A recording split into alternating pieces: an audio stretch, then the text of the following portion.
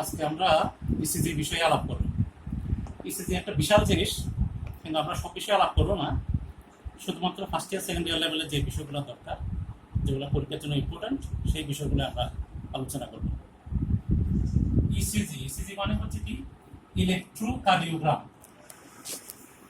ECG ECG হচ্ছে electrocardiogram. ইলেকট্রোকার্ডিওগ্রামটা কি বা ইসিজি কি, সেটা হচ্ছে কি graphical presentation of electrical activities of heart.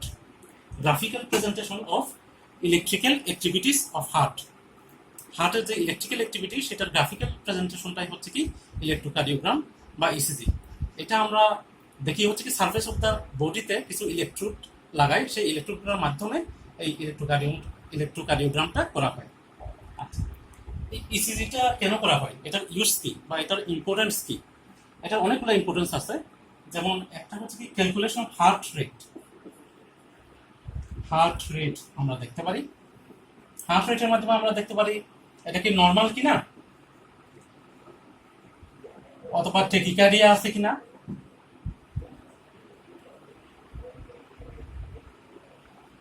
অথবা ব্রেডিকার্ডিয়া আছে কিনা।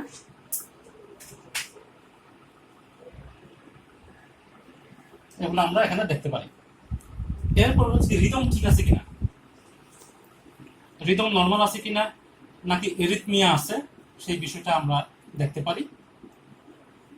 এরপর হচ্ছে হার্ট ব্লক আছে কিনা, কন্ডাক্টেন্সটা ঠিক আছে কিনা, অ্যাকশন পোটেনশিয়াল ট্রান্সমিশন ঠিক মতো হচ্ছে কিনা, সেটা দেখতে পারি। যেমন হার্ট ব্লক।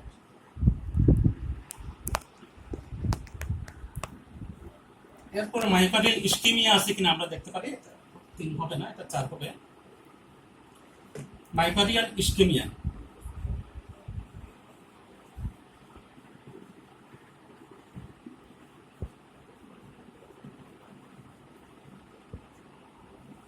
এরপরে মায়োকার্ডিয়াল ইনফার্কশন আমরা দেখতে পারি।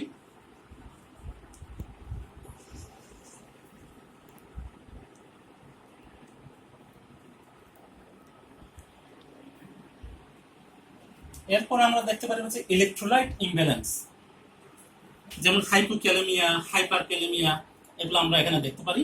Electrolyte imbalance.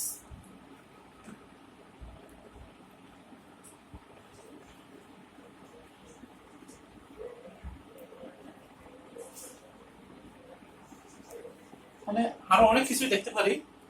ড্রাগের ইফেক্ট, বিশেষ করে ডিগক্সিন এর ইফেক্ট দেখতে পারি, আরো অনেক কিছু দেখা যায়। তো মোটামুটি ভাবে হচ্ছে ইম্পর্টেন্ট যে জিনিসগুলো দেখা যায় সেগুলো হচ্ছে এগুলা, মানে আমরা যেগুলো আলাপ করলাম।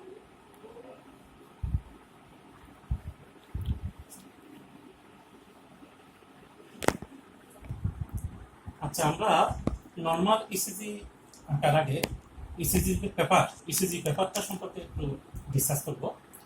ইসিজি পেপারের স্পিড, যেটা পেপারের স্পিড হচ্ছে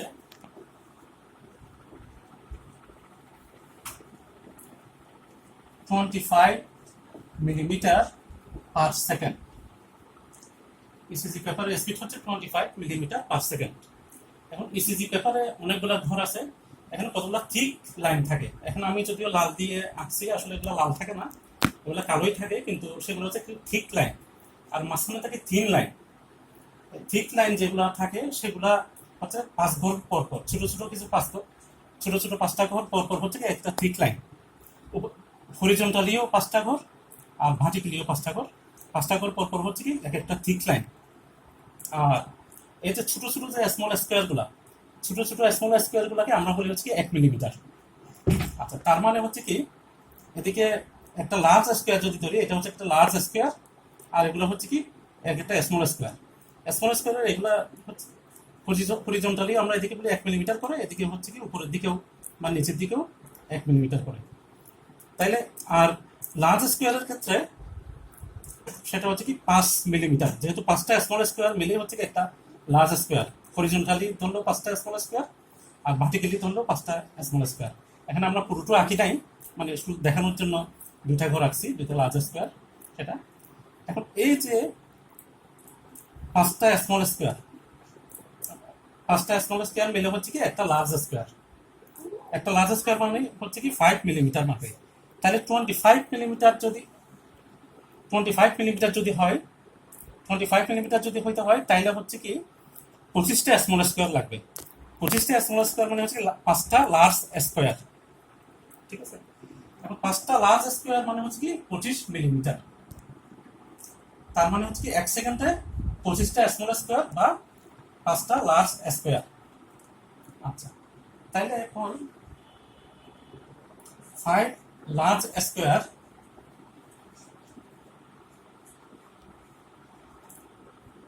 মানে হচ্ছে কি 1 সেকেন্ড।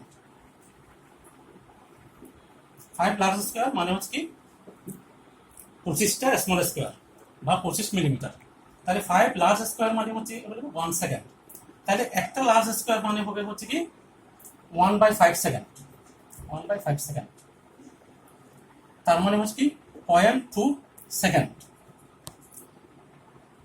তাহলে আমরা বলতে পারি হচ্ছে কি একটা লার্জ স্কোয়ারের পরিমাণ হচ্ছে কি 0.2 সেকেন্ড ডিউরেশন।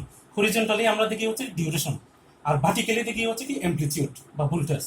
তাহলে হরিজন্টালি আমরা যেটা দেখতেছি, তাহলে একটা লার্জ স্কোয়ার মানে হচ্ছে কি 0.2 সেকেন্ড।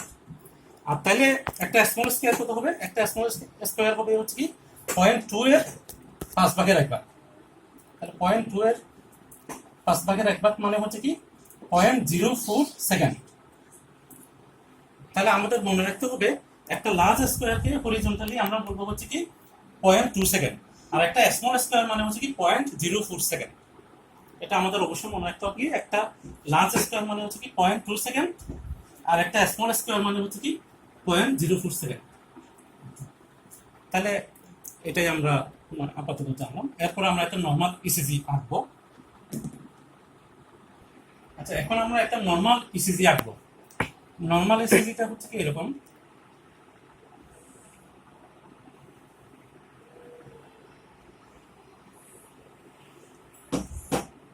আচ্ছা, তাহলে এটা হচ্ছে টি ওয়েভ, এটা হচ্ছে QRS কমপ্লেক্স, QRS কমপ্লেক্স। আর এটা হচ্ছে কি টি ওয়েভ। এখানে টি ওয়েভ মানে হচ্ছে কি এটা রিপ্রেজেন্ট করে অ্যাট্রিয়াল ডিপোলারাইজেশন। টি ওয়েভ হচ্ছে কি অ্যাট্রিয়াল ডিপোলারাইজেশন। আর কিউআরএস কমপ্লেক্স মানে হচ্ছে কি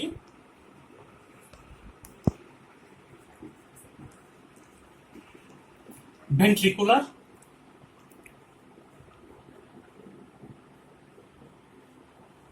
ডিপোলারাইজেশন।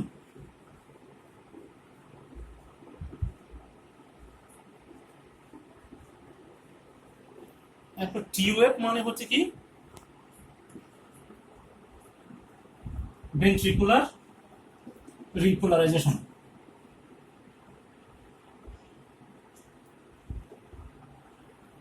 আর অ্যাট্রিয়াল রিপোলারাইজেশন যেটা, সেটা সাবমার্জড হয়ে যায় হচ্ছে কি ভেন্ট্রিকুলার ডিপোলারাইজেশন সাথে। কারণ হচ্ছে কি অ্যাট্রিয়াল রিপোলারাইজেশন যখন হয় তখন ভেন্ট্রিকুলার ডিপোলারাইজেশন হয়। আর ভেন্ট্রিকল যেহেতু মাসল ওয়ালের থিকনেস বেশি, ভেন্ট্রিকল যেহেতু অ্যাট্রিয়ার চেয়ে শক্তিশালী, সেজন্য ভেন্ট্রিকুলার যখন ডিপোলারাইজেশন হয় তখন আমরা অ্যাট্রিয়াল রিপোলারাইজেশন যেটা সেটা দেখা যায় না, তখন আমরা ভেন্ট্রিকুলার ডিপোলারাইজেশন যেটা সেটাই পাই। তার মানে হচ্ছে কি যখন কিউআরএস কমপ্লেক্স হয় তখন কিউআরএস কমপ্লেক্স দ্বারা অ্যাট্রিয়াল রিপোলারাইজেশন যেটা সেটা সাবমার্জড হয়ে যায়। তাহলে আমরা আবার বলি সেটা হচ্ছে টি ওয়েভ মানে হচ্ছে কি অ্যাট্রিয়াল ডিপোলারাইজেশন, কিউআরএস কমপ্লেক্স মানে হচ্ছে কি ভেন্ট্রিকুলার ডিপোলারাইজেশন, আর টি ওয়েভ মানে হচ্ছে কি ভেন্ট্রিকুলার রিপোলারাইজেশন। এরপরে আমরা এখানকার টি ওয়েভ এবং কিউআরএস কমপ্লেক্স এবং টি ওয়েভ এসব এবং আরো কিছু ইন্টারভাল আছে, এগুলোর কিছু ডিউরেশন সম্পর্কে আলাপ করবো।